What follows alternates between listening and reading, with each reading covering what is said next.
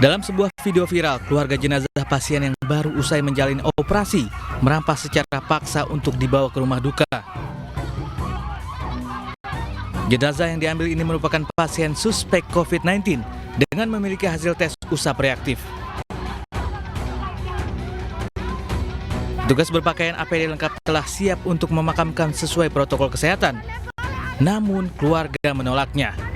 Keluarga beralasan almarhum bukan pasien COVID-19. Ya, mereka mengikuti peraturan yang memang sudah ada, protap medis yang sudah ada, menjelaskan kepada keluarga dan keluarga itu menerima. Tapi keluarga luas, keluarga extended family rupanya memaksa dan sebagainya.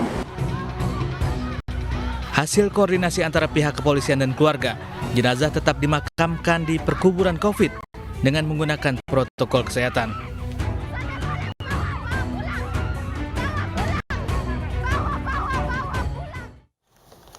Rektor Universitas Indonesia Ari Kunchoro menjadi trending topik. Rangkap jabatan Ari sebagai Rektor UI sekaligus Wakil Komisaris BRI dinilai menjadi sandungan bagi ruang ekspresi mahasiswa UI dan mencederai hukum.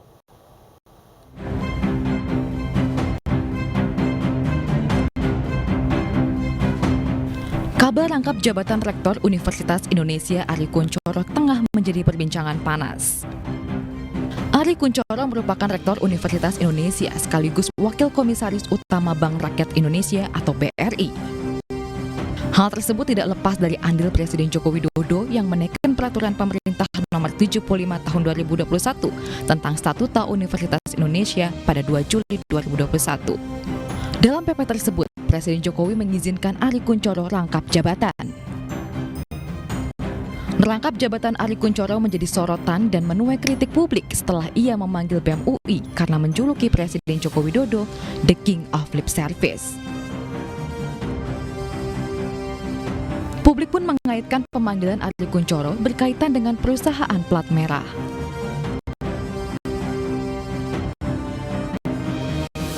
Ombudsman Republik Indonesia sebelumnya menyatakan adanya maladministrasi terhadap rangkap jabatan Ari sebagai Komisaris BUMN. Merujuk peraturan pemerintah nomor 68 tahun 2013 tentang Statuta Universitas Indonesia, Rektor UI dilarang menjadi pejabat di perusahaan BUMN, BUMD maupun swasta. Siapakah Ari Kunchoro sebenarnya? Mengapa Presiden Joko Widodo menekan perubahan aturan Statuta UI? Ari Kunchoro menjabat Rektor UI untuk periode 2019-2024. Sebelum menjadi Rektor UI, Ari Kunchoro pernah menjabat sebagai Wakil Dekan FEB UI, kemudian menjadi Dekan FEB UI periode 2013-2017 dan 2017 hingga 2019. Pada 2017 hingga 2020, ia juga menjabat sebagai Dewan Komisaris BNI, dan pada 2020, ia diangkat menjadi Komisaris Utama BRI. Dari data LHKPN, Ari Kunchoro memiliki harta 52,4 miliar rupiah. Apakah rangkap jabatan Ari Kunchoro sebagai Rektor UI sekaligus Komisaris Utama BRI mencederai hukum? Sudah bergabung pakar hukum tata negara Bivitri Susanti dan dosen UI Ganjar Laksmana Bondan. Kita juga sudah berupaya untuk mengundang Ketua Majelis Wali Amanat UI Saleh Hussein namun tidak merespon, termasuk Ari Kunchoro sebagai Rektor UI yang kami hubungi berkali-kali namun tidak bergabung dalam dialog ini. Kita sapa narasumber kami yaitu Pak Ganjar, Mbak Bivitri. Selamat malam. Malam. Selamat malam. Ya, saya ke Pak Ganjar. Pak Ganjar, ya apa daya karena Pak Ari Kunchoro tidak hadir dalam diskusi kita pada malam hari ini. Saya harus tanyakan, betul tidak Pak, ada informasi yang Anda dengar bahwa Pak Ari Kunchoro ini sudah mundur dari jabatannya di BUMN? Ya, saya mendengar kabar itu ya, tapi belum bisa dikonfirmasi sejauh ini. Cuma mendengar aja kabar itu ya. Kalau buat saya begini, kita menunggu pengumuman resmi aja, entah dari UI, dari Pak Ari Kunchoro, atau dari Kementerian BUMN, atau dari BUMN-nya ya, dari BRI-nya mungkin. Itu aja, daripada kita menunggu mengira-ngira, menafsir-nafsir ya, nanti kepleset. Tapi polemiknya sudah terlanjur bergulir. Anda sebagai seorang pengajar hukum tentu punya perspektif mengenai ini. Saya ingin tahu Pak.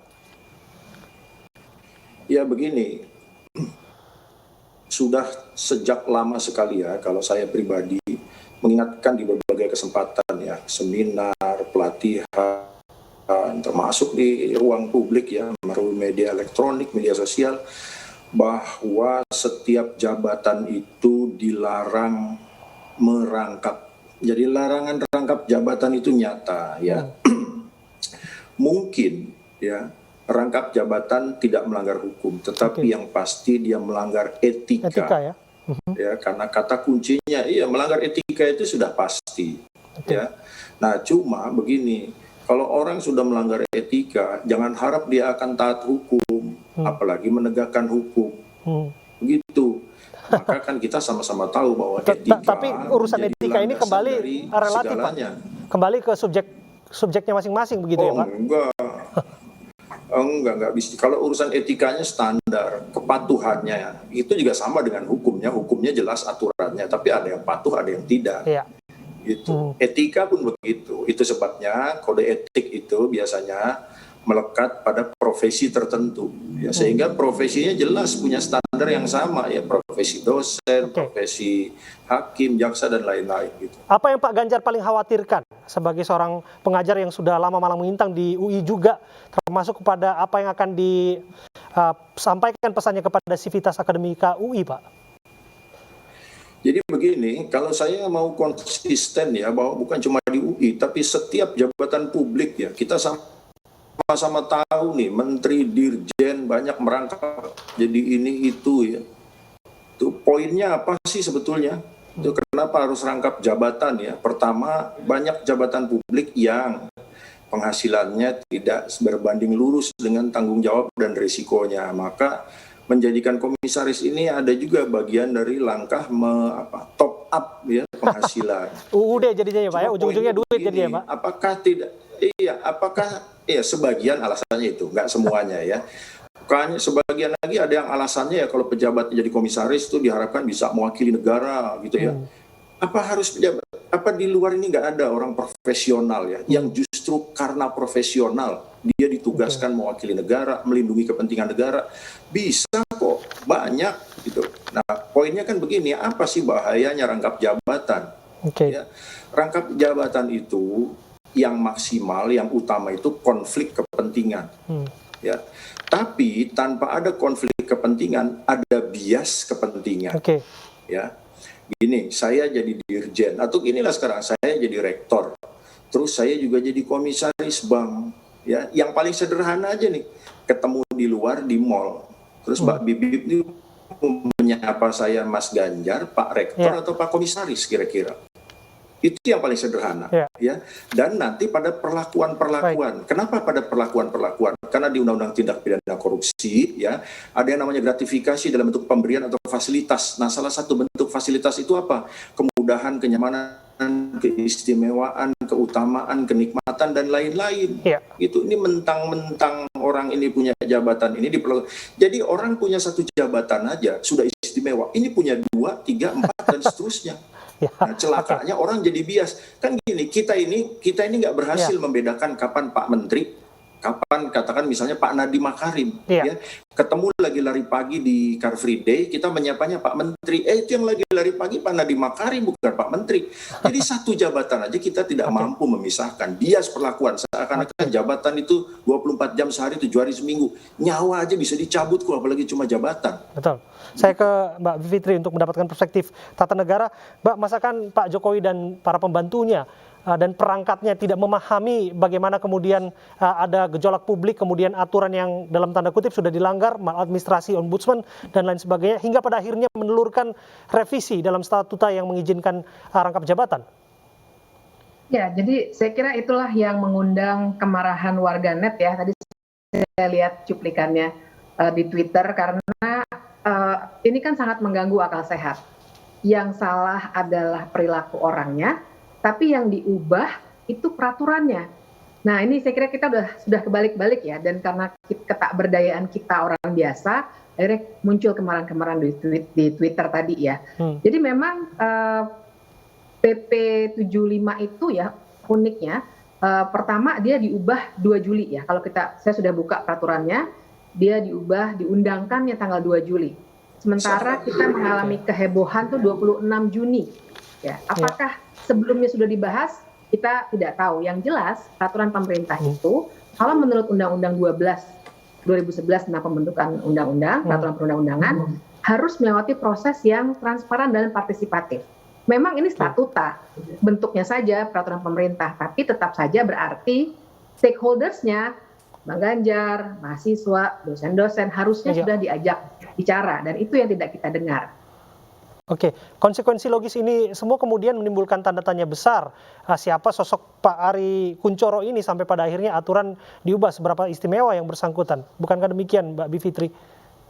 Saya kira bukan hanya soal Pak Ari Kunchoro-nya sendiri, tapi UI-nya. Ya, saya kira UI juga punya peran penting. Peran pentingnya dalam arti dia harusnya juga kritis. Apalagi dia ada dekat di ibu kota negara ya, dari dulu tahun 98, sebelumnya juga seringkali menjadi pusat, salah satunya karena letaknya itu. Karena itu UI juga perlu untuk ya dalam tanda kutip dijinakkan begitu ya. Kalau kita perhatikan Mas, di PP 75 itu satu ya, yang unik adalah ada yang disembunyikan. Karena pada hari saya mendapat PP itu di Pusat Data Informasi Setnek belum ada PP-nya. Jadi PP 74 ada, PP 76 ada, PP 75 tidak ada. Kemarin juga masih belum ada. Nah, kan saya jadi curiga ini kenapa disembunyikan. Saya baca detail, ternyata di dalamnya tidak hanya soal komisaris, tapi juga ada wewenang rektor yang jadi demikian kuat. Yang intinya adalah ia bisa membuat peraturan rektor yang memberikan sanksi-sanksi untuk warganya bila ada hal-hal yang dilanggar.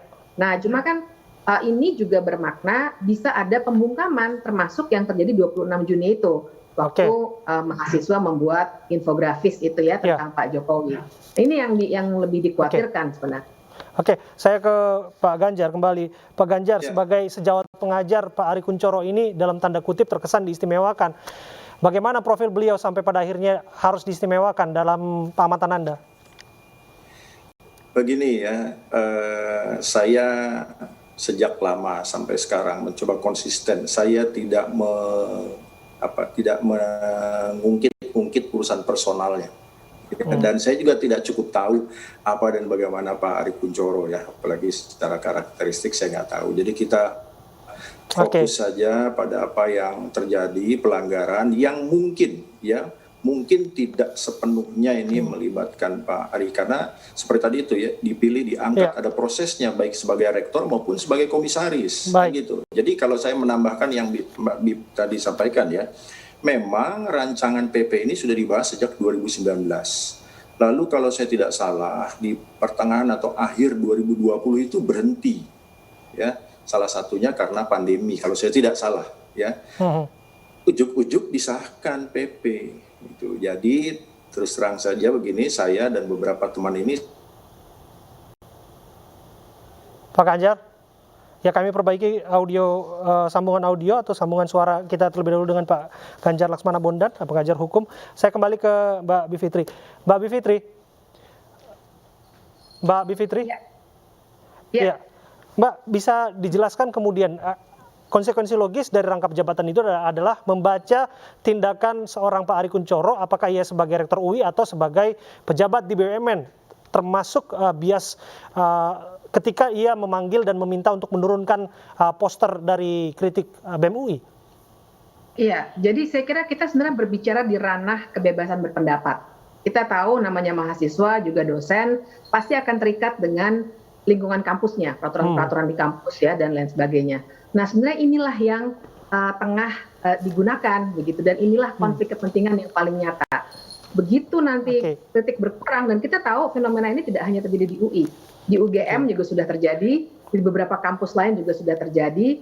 Bahkan juga saya dengar berita waktu itu dosen yang juga terlalu kritis mengenai Undang-Undang Cipta Kerja itu juga pernah diancam di suatu kampus lain ya. Tapi intinya yang saya katakan adalah ini soal upaya untuk membungkam kebebasan berpendapat melalui pejabat-pejabat di lingkungan kampus yang biasanya memang punya semacam tugas intelektual untuk memberi kritik kepada pemerintahan apabila ada kesalahan.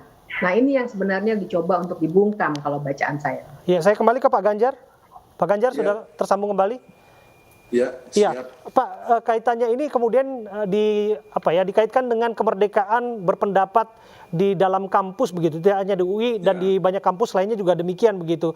Apakah Anda melihat ada sinyalemen ancaman kemerdekaan ruang diskusi dan berpendapat dalam kalangan mahasiswa? Jadi begini ya, tanpa perubahan statuta, kekhawatiran itu sudah ada ya. Nah, dengan statuta baru ini, potensi untuk pembungkaman menjadi lebih besar. Kenapa? Karena kewenangan rektor juga menjadi makin besar. Ya.